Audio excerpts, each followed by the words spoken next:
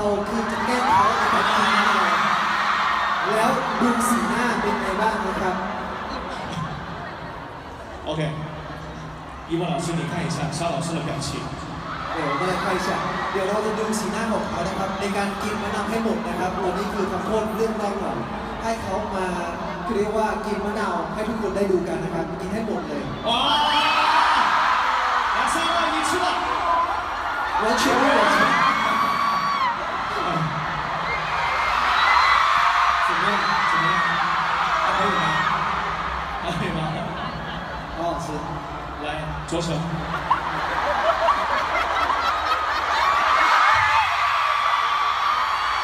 OK，所以说游戏要认真对待，是不是？对，不然的话就会有惩罚了。对肖老师，下一 round 要加油了，要加油加油好，一定要打败我们一博老师哦。 ซึ่งอย่างที่บอกนะครับ